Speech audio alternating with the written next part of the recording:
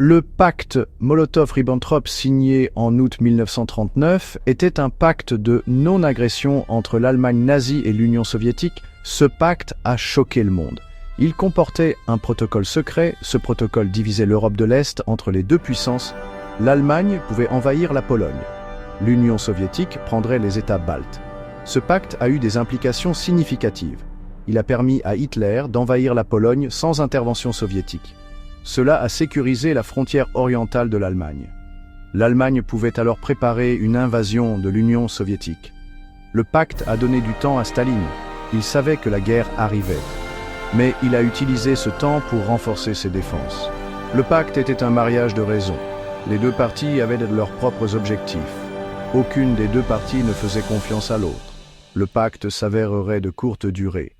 Mais il a eu un impact profond sur le cours de la Seconde Guerre mondiale. L'ambition d'Hitler était de créer un vaste empire allemand en Europe de l'Est. Il l'appelait Lebensraum, ou espace vital. Il voulait conquérir l'Union soviétique. Il asservirait son peuple. Il s'emparerait de ses ressources. Il voyait l'Union soviétique comme faible. Il croyait pouvoir remporter une victoire rapide.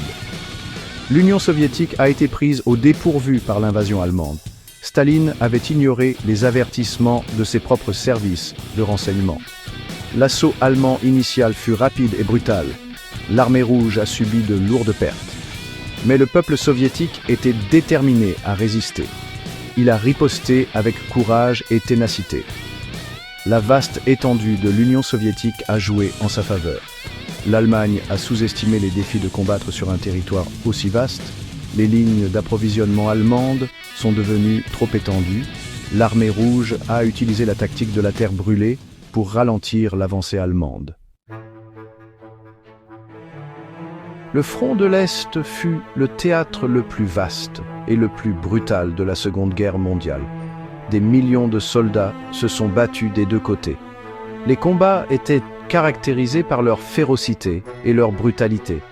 L'hiver 1941-1942 fut particulièrement rigoureux. L'armée allemande était mal préparée au froid extrême.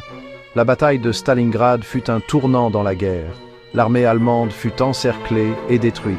Ce fut un coup psychologique majeur pour les nazis. La bataille de Koursk en 1943 fut une autre victoire soviétique majeure. Elle détruisit la dernière capacité offensive allemande à l'Est. L'armée rouge commença à repousser les Allemands.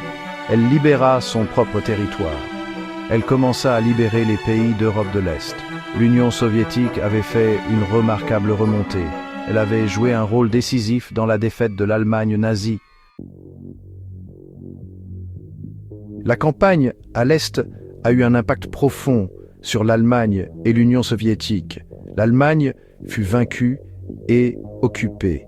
Elle fut divisée en Est et Ouest. L'Union soviétique est sortie de la guerre en tant que superpuissance, mais elle avait payé un prix terrible.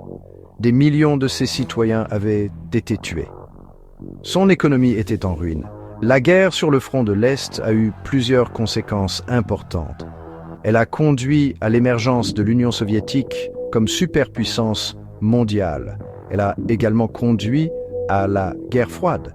La guerre avait également montré les dangers des régimes totalitaires.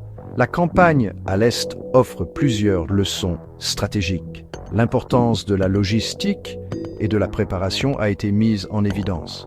La résilience et la détermination du peuple soviétique ont également joué un rôle crucial.